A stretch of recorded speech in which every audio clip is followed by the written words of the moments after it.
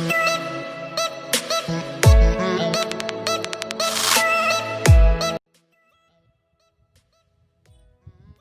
pagi anak-anakku kelas 9. Bagaimana kabar kalian?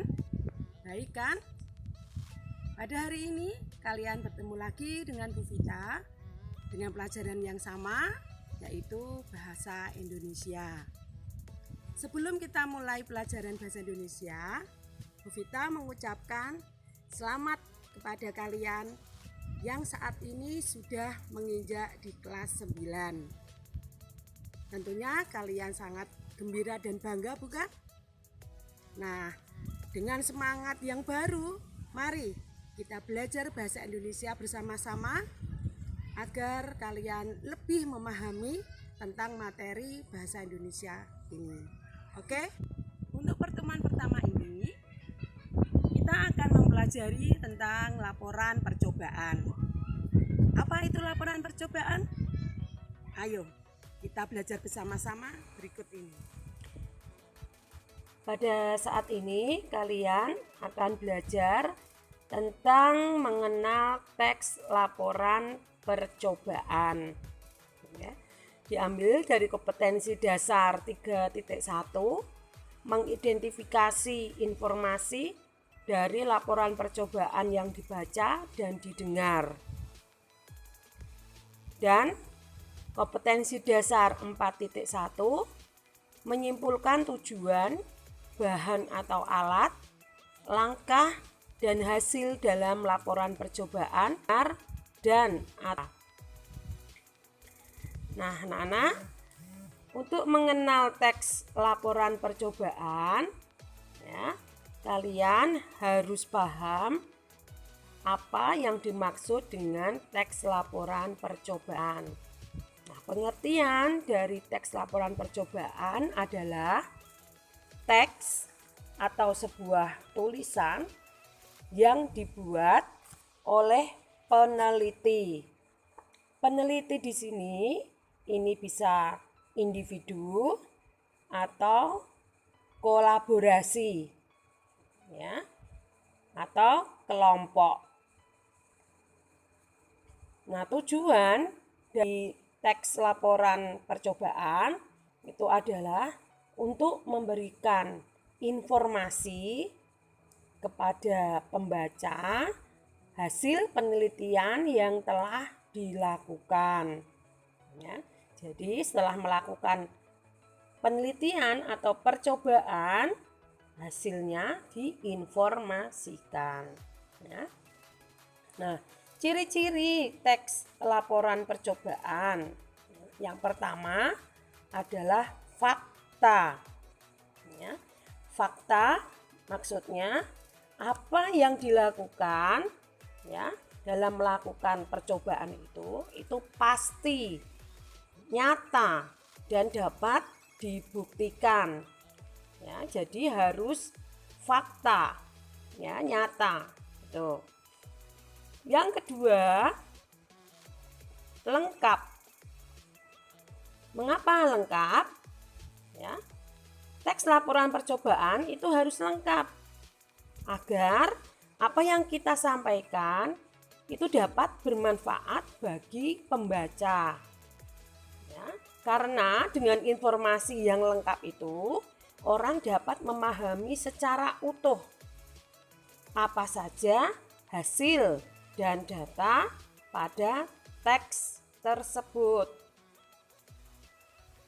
Ciri yang ketiga yaitu objektif. Objektif artinya sesuai dengan keadaan yang sebenarnya. Jadi begini maksudnya objektif.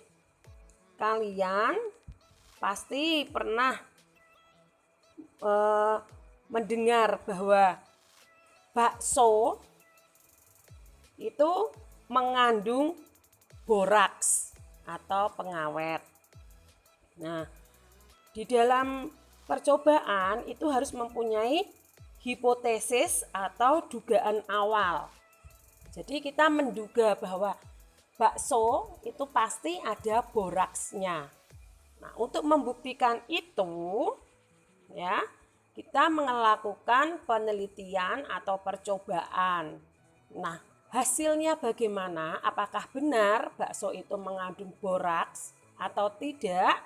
Nah, itu kita sampaikan sesuai dengan keadaan yang sebenarnya. Jika kita berpikiran bahwa bakso itu mengandung boraks dan ternyata tidak, ya, ada yang tidak mengandung boraks, ya kita sampaikan ya secara objektif ya. Itu. Nah, sekarang kita masuk ke fungsi teks laporan percobaan. Fungsinya yang pertama informasi ya. Jadi teks laporan percobaan itu menginformasikan apa yang sudah kita lakukan ya. Kemudian fungsi yang kedua adalah bukti. Bukti di sini kalau kalian melakukan suatu percobaan, kalian pasti akan menulis ya, menulis teks laporan percobaan tersebut. Berarti membuktikan bahwa kita telah melakukan suatu percobaan ya. Yang ketiga yaitu dokumentasi. Dokumentasi, jika kalian melakukan percobaan, kalian pasti akan mengumpulkan data, mengumpulkan informasi, kemudian mengklasifikasi atau memilih, kemudian menyajikannya. Nah, agar hasil laporan percobaan kita itu tidak hilang, maka didokumentasikan. Kemudian fungsi yang keempat adalah pemecahan masalah. Nah, fungsi dari laporan percobaan itu adalah memecahkan suatu masalah. Contohnya seperti tadi yang sudah Bu Vita jelaskan. Kalian memecahkan masalah apakah bakso itu memang benar-benar mengandung boraks atau tidak ya. Itu. Kemudian fungsi yang kelima adalah pertanggungjawaban. Nah, pertanggungjawaban di sini karena ini suatu penelitian ya atau percobaan, jika ada pihak yang memberikan tugas kepada kita untuk melakukan suatu percobaan atau penelitian, itu harus dipertanggungjawabkan. Nah, itu tadi fungsi dari teks laporan percobaan. Jadi teks laporan percobaan itu ada fungsinya ya. Fungsinya apa saja tadi ya, 5. Informasi, bukti, dokumentasi, pemecahan masalah, dan pertanggungjawaban. Tuh. Kemudian selanjutnya kita masuk ke struktur pembuatan laporan percobaan. Struktur laporan percobaan yang pertama adalah tujuan. Ya, tujuan ini adalah untuk apa laporan percobaan itu dilakukan. Tujuannya untuk apa? Kemudian struktur yang kedua adalah alat dan bahan. Di sini alat dan bahan adalah alat-alat dan bahan-bahan yang digunakan untuk melakukan percobaan. Kemudian struktur yang ketiga adalah langkah atau prosedur kerja. Jadi langkah-langkah apa yang dilakukan di dalam percobaan itu disampaikan secara rinci dari awal sampai akhir ya, secara berurutan. Kemudian struktur yang keempat adalah hasil percobaannya. Nah, hasil percobaan ini disampaikan percobaan yang sudah dilakukan itu berhasil atau tidak. Nah, jika berhasil disampaikan hasil berhasil, jika tidak sampaikan saja tidak, begitu. Kemudian yang terakhir adalah kesimpulan. Kesimpulan di sini berisi inti dari percobaan yang sudah kita lakukan. Nah, untuk lebih jelasnya, kalian bisa memperhatikan contoh teks laporan percobaan berikut ini. Ya, silahkan disimak dengan baik. Cara membuat telur asin. Tujuan. Telur asin adalah telur yang dibuat dari bebek yang sudah melalui proses pengasinan lebih dahulu. Telur asin mengandung banyak vitamin dan gizi sehingga mengonsumsi telur asin bisa bermanfaat bagi tubuh. Telur asin bisa dibuat dengan cara tradisional dan sangat mudah karena alat dan bahannya yang sederhana. Alat dan bahan: 1. Telur bebek, 2. Abu gosok, 3. Tanah liat, 4 garam, dan 5 amplas. Langkah-langkah membuat: 1. Cuci telur bebek hingga bersih. Kemudian amplas kulit telur sampai tipis. 2. Campurkan abu gosok, tanah liat, dan garam hingga merata. 3. Lapisi telur yang sudah diamplas menggunakan bahan campuran tadi. 4.